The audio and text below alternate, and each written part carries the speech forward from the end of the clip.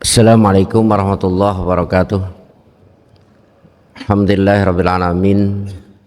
Wal aqibatu lil muttaqin wala udwana illa 'alal zalimin. Wassalatu wassalamu ala asyrafil anbiya'i wal mursalin sayyidina Maulana Muhammadin wa ala alihi wa sahbihi wa man tabi'ahu bi ihsanin ila yaumiddin, amma ba'du. Para hadirin jamaah Masjid Raya Feruri yang dimuliakan Allah dan yang saya hormati, pada subuh hari ini saya akan menyampaikan materi dari kitab Riyadhus Shalihin tentang bab 333 yang berisi babun nahyi anil ityanil kahani wal munajjimina wal urab washabir raml wat tawarik bil hasawa bis syairi wa nahwi dzalik. Artinya larangan mendatangi dukun, ahli nujum, para peramal dan yang sejenis dengannya. Para hadirin rahimakumullah, terkadang di antara umat Islam, mungkin di antara kita, ketika ingin punya keinginan besar ataupun kecil, suka bertanya, suka berbuat ataupun mengusahakan sesuatu hal, bagaimana keinginan ini bisa tercapai. Ada yang dibolehkan, bahkan dianjurkan, dan ada yang dilarang. Kalau dilarang, yang diperintahkan jelas. Kalau punya keinginan, mintalah sama Allah. Berdoa. Baik doa itu dikutip dari Al-Quran, seperti Rabbana srif anna adzaba jahannama inna adzabaha kana gharama innaha sa'at mustaqarra wa muqama. Ada lagi Rabbana hab lana min azwajina wa dzurriyyatina qurrata a'yun waj'alna lil muttaqina imama, dan lain sebagainya. Ada puluhan bahkan mungkin ratusan ayat yang berisi doa. Ya, yang sebaiknya kalau kita berdoa kita ngutip dari Al-Qur'an itu. Ada juga doa dari baginda Nabi Muhammad SAW. Ya, puluhan juga ratusan doa-doa yang diajarkan oleh baginda Nabi kepada kita, ya, sebagaimana kita ketahui dari mulai kita bangun tidur sampai dengan tidur kembali, dalam setiap event, setiap kejadian atau setiap keadaan kita sudah diberikan doa-doanya, ya. Sampai masuk kamar kecil, keluar kamar kecil, mau makan, mau minum, ya, setelah makan, setelah minum, ya, sampai bersetubuh pun ada doanya, ya. Nah, ini yang dianjurkan oleh baginda Rasul kepada kita untuk, ya, menjadikan sebab tercapainya apa yang diinginkan oleh kita. Ini yang disyariatkan, yang sudah pasti benar kalau kita jalankan. Ada juga kalau kita ingin menerawang lah, boleh katakanlah, ingin mengetahui, ya, apa yang akan kita kerjakan ini baik atau buruk, ya, baik dunia kita, akhirat kita, jangka pendek atau jangka panjang kita, ini juga sudah ada aturannya, ya. Allah memerintahkan kepada kita dengan wasawirhum bil amri, coba musyawarah, ya, dalam segala urusan, dengan istri, dengan anak, dengan mantu, ya, dengan siapa saja, tentang sesuatu hal yang akan kita laksanakan, ya. Atau kita gabungkan, ya musyawarah, ya konsul dengan Allah. Bagaimana konsul dengan Allah? Dengan melaksanakan sholat istikharah. Kita sholat istikharah min ghairi fardhu, selain sholat fardu ya, bisa dilaksanakan di waktu selain yang diharamkan untuk sholat, seperti pada subuh, pada asar. Jadi boleh siang, boleh malam. Gampang. Sholat istikharah itu sholat 2 rakaat, setelah rakaat pertama setelah Fatihah baca qul ya ayyuhal kafirun. Rakaat kedua setelah Fatihah qul huwallahu ahad. Kemudian berdoa, doanya pun sudah diberikan oleh Nabi.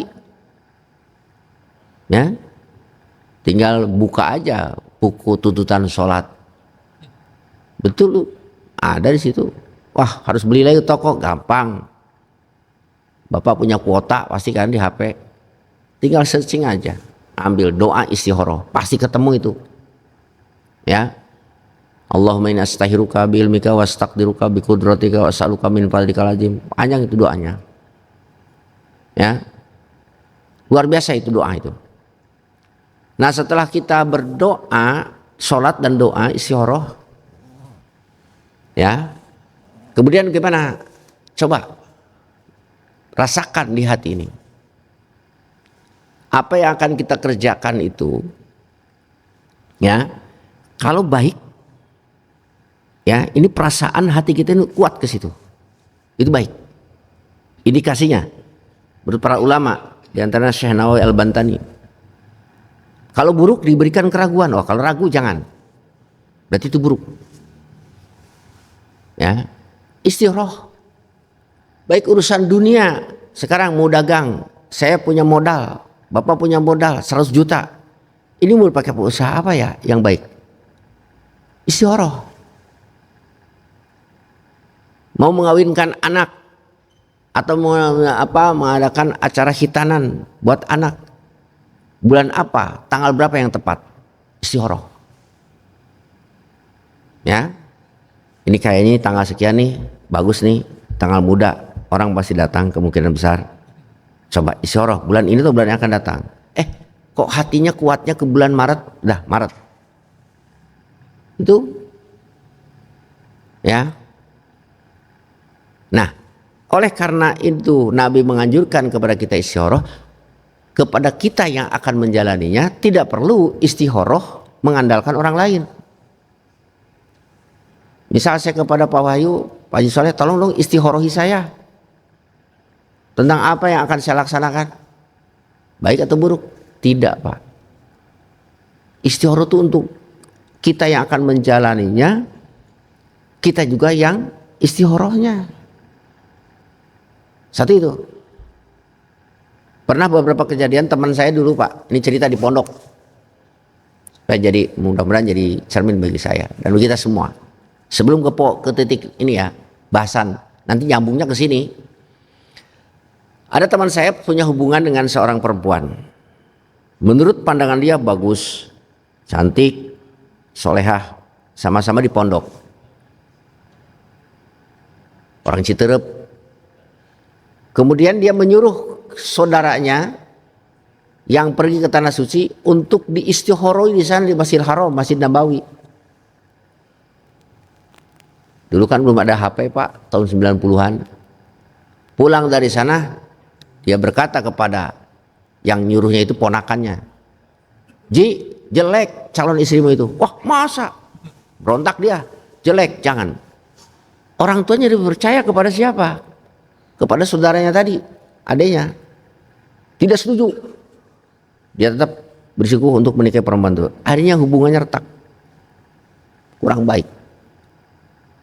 Nah, itu istikharah mengandalkan orang lain. Istikharah itu dengan sendiri. Yang kedua, sering kita istikharah itu mengandalkan mimpi. Katanya kalau setelah istikharah langsung tidur, nanti mimpi. Ya, kalau mimpinya ini, indikasinya ini, mimpinya ini, indikasinya belum bisa jadi jaminan, Pak. Kita harus tahu diri siapa kita. Kita ini orang soleh, orang yang bersih seperti wali atau gimana? Ya. Udahlah. Caranya seperti tadi, sholat 2 rakaat, kemudian berdoa, minta. Nanti Allah yang tentukan kemana hati ini. Termasuk juga urusan akhirat. Urusan akhirat itu kan baik. Tapi seyogyanya kata An-Nawawi, diistihori. Misal, Bapak pengen umroh tahun ini. Kan travelnya bermacam-macam travel. Ada A, ada B, ada C. Kemudian juga bulannya, apakah bulan ini, bulan itu, ya kita kan nggak tahu mana yang terbaik buat kita. Istihoroh, bukan mengistihoroi umrohnya, karena itu udah baik. Tapi istihoroh itu kapan waktunya yang tepat gitu. Gitu ya. Kawin juga bukan mengistihoroi kawinnya, karena kawin itu bagus, nikah itu bagus. Kan istihoroh itu tolabul khair, artinya istikharah, minta yang terbaik, minta yang baik. Nikah itu baik, umroh itu baik, ibadah lagi. Ya, yang kita minta petunjuk kepada Allah waktunya. Nah, itu Pak, tentang serkumit tentang istikharah. Ada juga yang istikharah orang itu buka Quran katanya. Kalau huruf ho-nya yang bagus, yang banyak itu khair. Kalau huruf shin-nya banyak itu syar. Saya belum menemukan dari mana itu sumbernya. Nanti bisa-bisa gini, cari dari awal. Nah ini ho. Dah, gitu aja. Ya, apa yang ini kan oleh baginda Nabi Muhammad SAW diajarkan kepada kita. Kemudian namanya manusia kadang-kadang kurang pede. Ya. Percaya dirinya dengan apa yang diperintahkan oleh baginda Rasulullah SAW. Sering mengambil jalan pintas, instan. Katanya ini produk lama. Sekarang produk barulah. Istilahnya mungkin. Menurut anggapan dia. Nah gimana? Datanglah ke dukun. Bah dukun itu. Datang ke siapa? Ke peramal.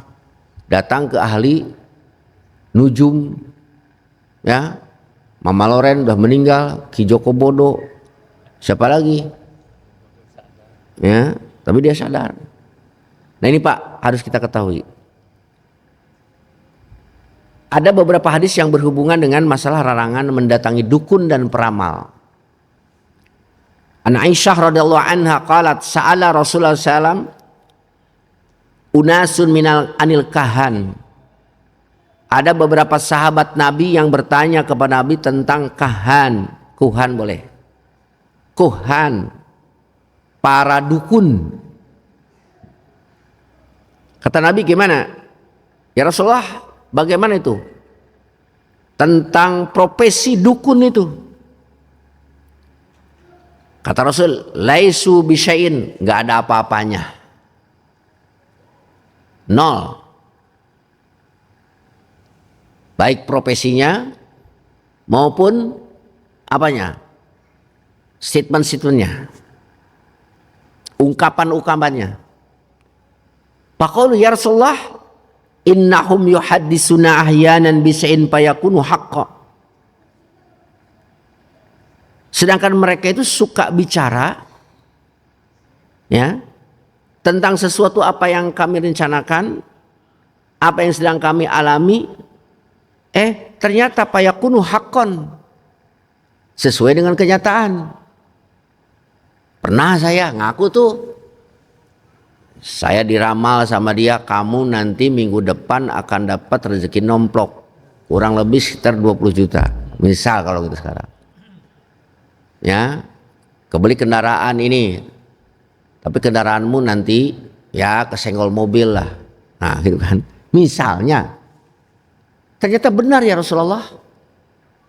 Apa kata Rasul? Tilkal kalimatu minal haq yahtatopul jinniyu payakurruha fi uduni waliyai payahlituna ma'aha mi'ata kadzibatin muttafaqun alaih. Itu omongan yang dilontarkan oleh dukun, bagian daripada yang hak bercampur dengan yang dusta. Jadi gini kata Rasul, mi'ata kadzibah, 100 omongan yang dilontarkan oleh dukun itu adalah hasil daripada nyurinya seorang jin, kemudian dimasukkan ke dalam telinga ya dukun, lalu dicampurkan oleh dukun dengan 100 kedustaan. Yang benar itu dari yang tadi 100, tapi kebanyakannya dustanya. Jadi kalau diumpamakan ini satu yang hak yang dia ambil, yang dia curi itu dari perkataan malaikat. Katanya begini kata Nabi. Jadi si jin itu annal malaikata tanzilu bil anan. Malaikat itu turun. Ya. Turun. Dia bil anani di awan. Fatadkhulu amru qudiya, lalu malaikat yang menjadi komandan ini berbicara kepada malaikat anak buahnya tentang apa yang terjadi. Nah, apa yang diomongkan oleh malaikat tadi didengar oleh jin. Lalu oleh jin dibisikkan kepada dukun. Oleh dukun dikemas lagi dengan apa? Dengan 100 dusta. Maka ketika yang dilontarkan kepada kamu yang hak itu yang satu itu. Sementara yang 100-nya adalah dusta. Itu kurang lebih makna daripada apa yang dikatakan oleh baginda Nabi Muhammad SAW. Nah, para hadirin rahimakumullah, dari hadis ini dapat kita ambil satu poin. Pertama adalah larangan membenarkan perkataan dukun, peramal, ahli nujum. Ya, termasuk kemarin. Ya, poling-polingan. Ya. Kenapa? Karena apa yang dikatakan oleh dukun itu kadzabun wa ikhtilakun. Dusta yang bercampur dengan ikhtilak, mengada-ngada. Ya, walaupun benar pada suatu waktu itu. Ya. Kemudian apa yang dikatakan kalau ada di hadis Nabi ini, apa yang dikatakan oleh dukun tadi adalah hasil mengkorupsi. Ya, menyurtilah istilahnya, ngambil dari apa yang dibicarakan oleh para malaikat, lalu dicampur oleh apa? Perkataannya, asumsinya, dukun tersebut dilontarkan kepada kita, kadang-kadang benar dan kadang-kadang salah. Yang kadang-kadang salahnya itu 100, yang kadang-kadang benarnya 1.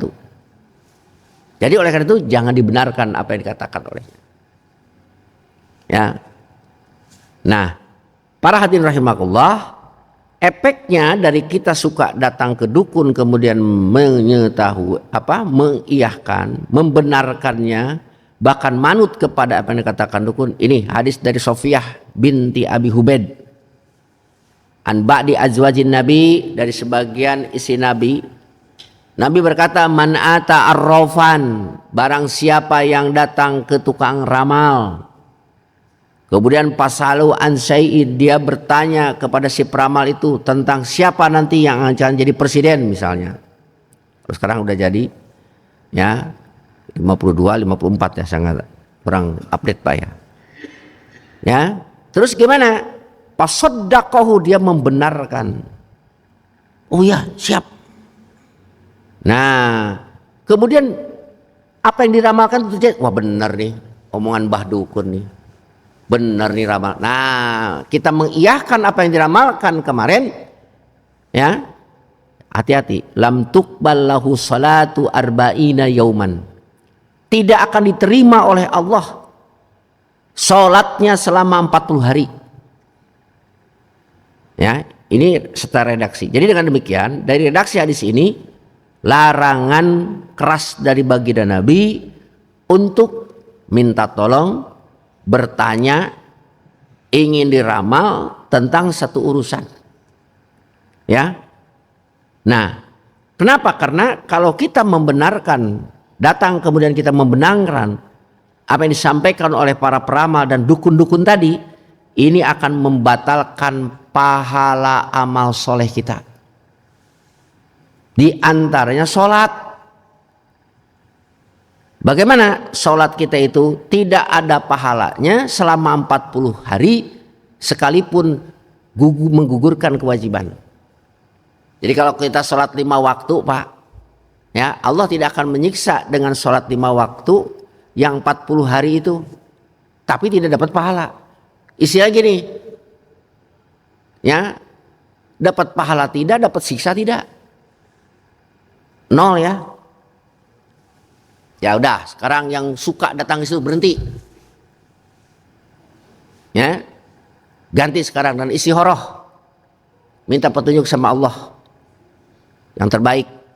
Apa yang mesti kita lakukan? Ini resikonya berat. 40 hari. Besoknya datang lagi. Suka ada yang datang, ya. Termasuk saya juga kadang-kadang ada datang, Pak Ustadz, gimana nih saya mau menikahi putri saya tanggal sekian. Yang bagus kata Nabi bulan Syawal, hari Jumat. Gitu aja saya. Menanya, kata Nabi bulan Syawal, hari Jumat. Silakan.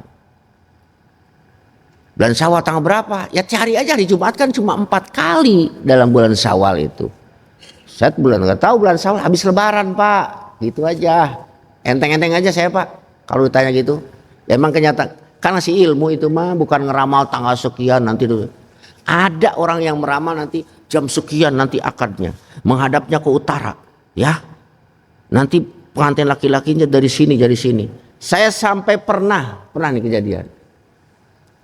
Saya nerima besan tetangga saya. Kebetulan anaknya itu pernah ngaji di saya. Itu si besan ngotot.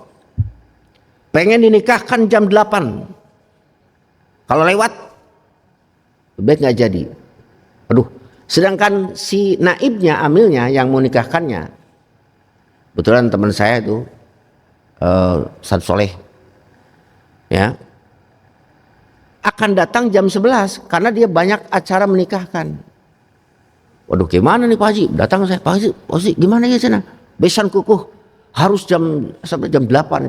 Sebab berapa? Menurut taktunya, tanggalnya, dia tuh harus datang dari sana jam sekian, harus dinikahkan jam sekian, menghadap ke sekian. Alah, udah gimana nih? Ya udah nikahin aja sekarang. Jam 8. Kalau memang maunya daripada saya mengambil inisiatif daripada ribut nikah nggak jadi, undangan sudah disebar, gimana? Akhirnya saya jadi KUA Pak. Ya nikah, nikah. Karena saya punya prinsip KUA itu cuma pencatat, bukan melegalkan, bukan mengesahkan akad nikah. Yang mengesahkan akad nikah itu siapa? Wali, 2 orang saksi, ijab kabul. Gitu, nikahin langsung. Nikahin. Alhamdulillah dia senang. Pas datang KUA, maya sana. Terus foto-foto cipika-cipiki. Udah Pak, terus nikahkan. Masa Pak tuh Pak Jinanang. Wah, nuhun tuh Pak sana. Tanda tangan we langsung, BAP serahkan. Amplop sudah disiapkan, berkat sudah disiapkan, dia senang. Berangkat tuh capek.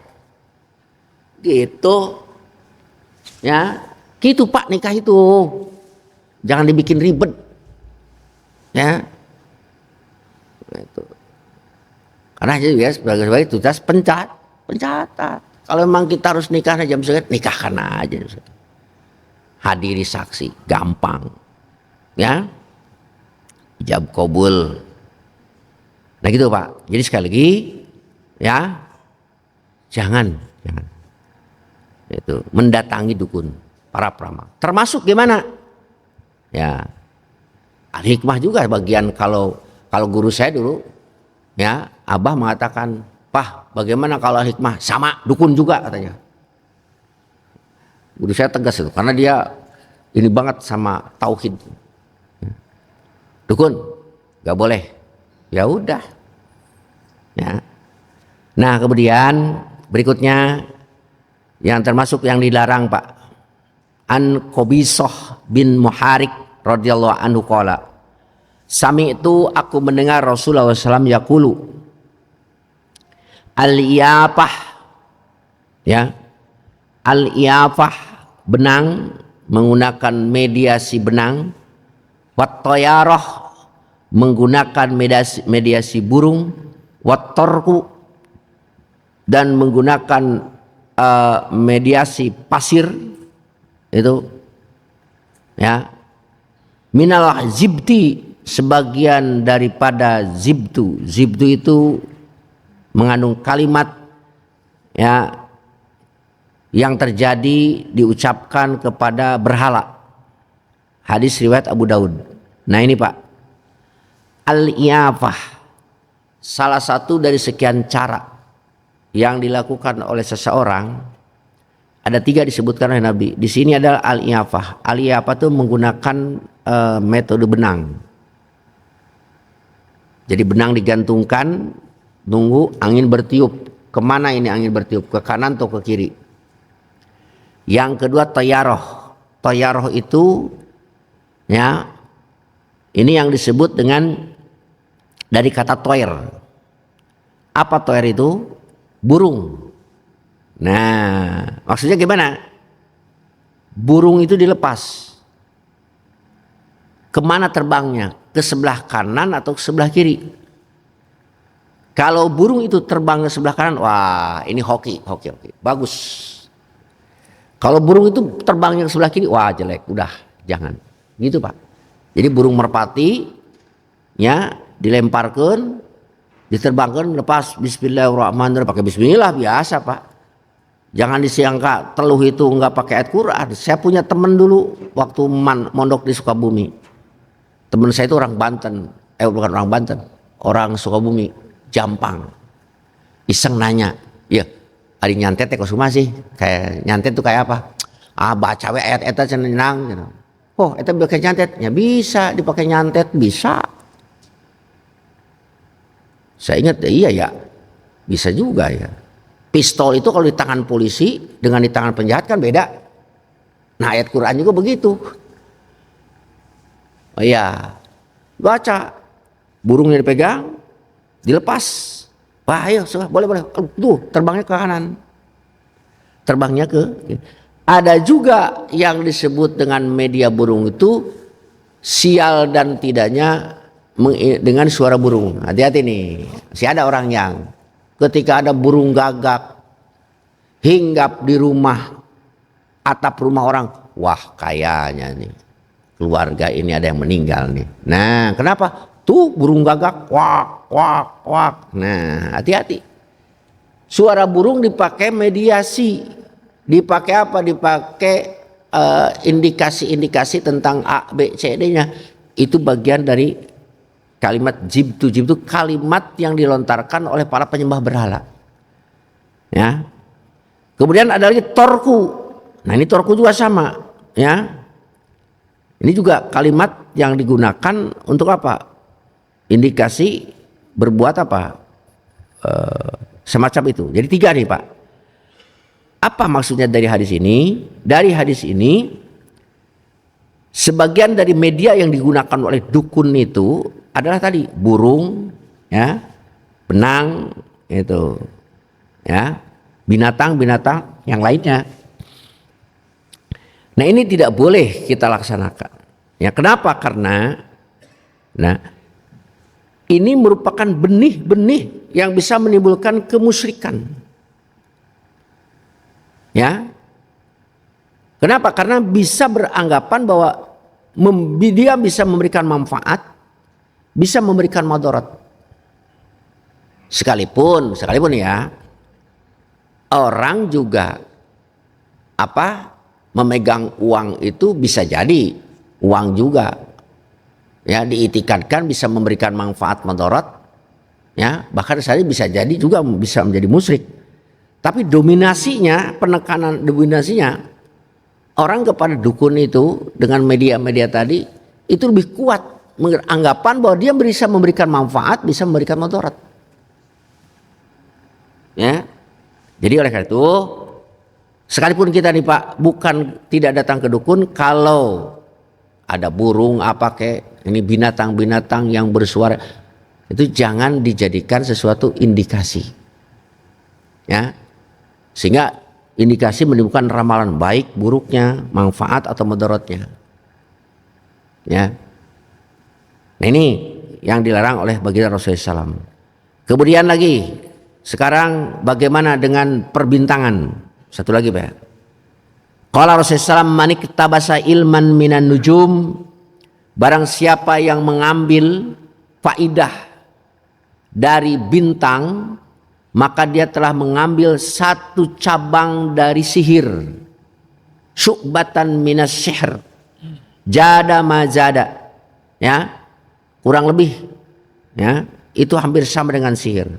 Nah, begini Pak, Allah menciptakan matahari, menciptakan bulan, menciptakan bintang, ya, ada manfaatnya untuk kita.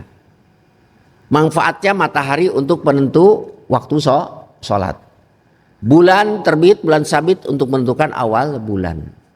Bintang diciptakan oleh Allah sebagai apa? Hanya sebagai petunjuk arah. Oh, ini utara, ini selatan. Kadang-kadang ada lagi muncul satu lagi dalam hadis Nabi, terbitnya bintang Suraya, ada bintang Suraya. Kalau bintang Suraya itu benar ada. Jadi bintang Suraya itu bintang yang terbit, bentuknya besar, terbitnya sebelum fajar, ya. Bentuknya besar, terbitnya sebelum fajar, yang mengindikasikan kata Nabi tadpaul ahah, bisa mengangkat ataupun terhilangnya wabah. Jadi kalau ada bintang Suraya, kata Rasul, itu wabah penyakit akan terangkat. Ya. Nah, karena kita tahunya matahari sebagai penentu sholat, bulan sebagai penentu awal bulan, Ramadan dan sebagainya, bintang sebagai penentu arah, ya, sehingga dijadikan dalil oleh Nabi, bi ayyihim iktadatum ihtadaitum. Sahabatku itu seperti bintang, kata Nabi. Kemana saja kau ikuti, kau akan mendapatkan petunjuk. Bi ayyihim iktadaitum ihtadaitum. Nah, bagi nelayan, ya, itu bintang bisa dijadikan penentu arah. Ya, itu boleh. Tapi jangan lebih daripada itu. Ya. Dijadikan apa? Ramalan. Oh, ini bintang Virgo. Kesehatan begini, asmara begini, keuangan begini. Nah, kalau kita percayai itu sama aja kita dengan percaya kepada dukun. Ya. Sama aja itu. Kalau kita percaya kepada tukang ahli palak gimana? Nanti Ramadan tanggal sekian, boleh, itu bukan termasuk itu yang dilarang. Penentuan bulan nanti Ramadan kan kita ribut. Ini tadi saya kemarin sudah akan ada ya Pak ya yang menentukan Ramadan, awal Ramadan tanggal berapa tuh? Ada yang mengatakan tanggal 11 ya Pak ya? Nggak, tanggal 11. Ada yang tanggal 12. Saya kemarin juga nyoblos itu tadinya mau tanggal 13 gitu Pak. Ikutin Ramadan ada yang duluan gitu. Tapi ternyata nggak ada TPS yang buka. Ya ini tanggal 14. Karena kan Ramadan sudah ada yang menentuin. Ya, ada yang tanggal 12, 11, tanggal 12. Ya gitu. Nah, mereka berdasarkan perhitungan astronomi. Posisi bulan di sini tanggal sekian itu boleh itu. Bukan termasuk ke dalam apa? Percaya kepada ahli nujum. Karena memang ada dasarnya. Ya. Nah, itu Pak, saya juga pernah belajar dulu tentang ilmu falak. Cuma tidak tuntas, tidak tamat. Ya, sampai saya pernah ikut ru'yah di Pelabuhan Ratu dengan hasil hitungan. Nah, hasil hitungan nih, nanti matahari akan terbit, terbenam jam sekian. Dihitung Pak. Tak. Oh iya, benar. Ya. Tenggelam, terus bulan posisinya miring ke sebelah utara sekian. Ya, ketahuan itu. Itu bukan termasuk ahli nujum. Ya. Sekian barangkali yang dapat saya sampaikan, kurang lebihnya mohon maaf. Sebenarnya ada masih yang berhubungan dengan itu. Wallahu muwaffiq ila aqwamit thoriq. Assalamualaikum warahmatullahi wabarakatuh. Waalaikumsalam warahmatullahi wabarakatuh. Tadi telah dijelaskan masalah istikharah, kemudian juga masalah perbintangan. Mungkin dari Bapak ada yang ingin tanyakan Pak, masalah sholat istikharah Pak, silakan.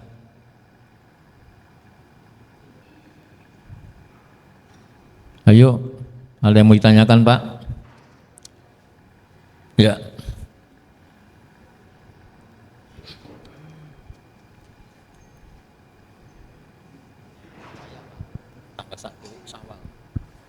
Assalamualaikum warahmatullahi wabarakatuh. Mengenai Salam. nujum tadi, Pak Ustadz, pertanyaan saya, kalau kita belajar ilmu astronomi, kadang-kadang itu lama-kelamaan menjadi ilmu yang menuju ke metafisika. Itu gimana Ustadz? Masih. Assalamualaikum warahmatullahi wabarakatuh. Waalaikumsalam. Ya tidak boleh Pak sampai situ. Ya, cukup sampai hanya mengetahui apa tadi petunjuk untuk sekedar menentukan seperti tadi menentukan waktu sholat. Ini kan waktu sholat itu berdasarkan itu Pak, berdasarkan perhitungan. Dulu saya kerjasamanya dengan Nautika Almanak. Nautika Almanak itu diterbitkan oleh Angkatan Laut. Jadi Angkatan Laut punya alat yang mendeteksi peredaran matahari, kemudian dibikinlah satu rumus, dan itu alhamdulillah tepat jam sekian gitu. Dan digunakan di dunia itu, karena bahasa Inggris digunakan di dunia. Ya, jadi jadwal-jadwal itu berdasarkan itu perhitungan. Ya, jangan dilebihi lagi. Terus juga menentukan awal bulan sama, hanya sekedar untuk menentukan awal bulan. Selain daripada itu apa melampaui batas. Kenapa tadi? Ya, metafisika seperti meramal dan lain sebagainya. Sudah jelas tidak diperkenankan. Ya, hanya sekedar untuk itu aja. Tidak boleh. Cukup, ada lagi? Mungkin yang lain dari Ibu, ada yang ditanyakan Bu?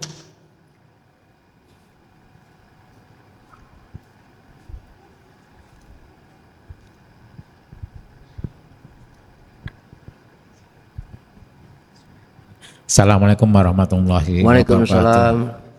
Pak Kiai, saya mau nanya kalau ramalan cuaca BMKG itu bagaimana? Kemudian ternyata ada yang mau hajat, oh ini mau hujan, kemudian ke pawang hujan, itu hukumnya bagaimana? Mungkin itu saja, terima kasih. Assalamualaikum warahmatullahi wabarakatuh. Begini Pak, pertama ya BMKG itu sama dengan tadi nautikal ilmiah itu boleh ya, ramalan cuaca, tapi ilmu yang dipelajari jangan dijadikan apa, jangan dijadikan acuan ya. Itu sekarang ini contoh aja nih Pak, misalnya kita di sini melihat, saya di HP ya ada apa ya, cuaca cerah jam sekian gitu ya, itu sekedar tahu tanda seperti mendung itu aja.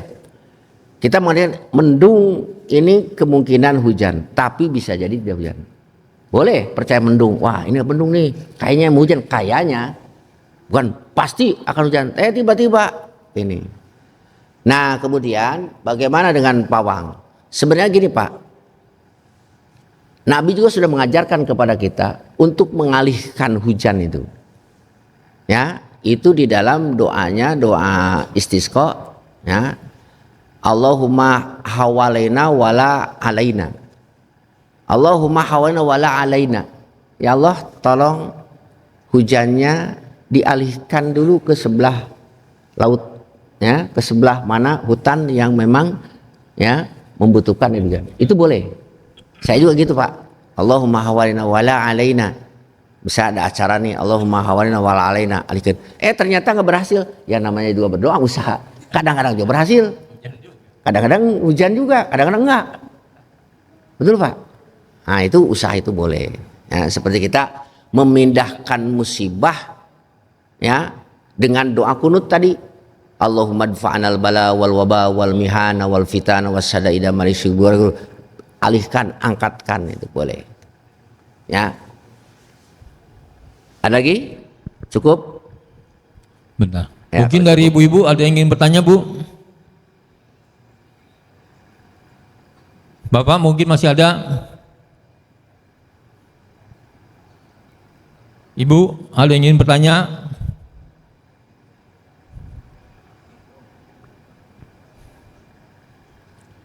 Cukup Pak?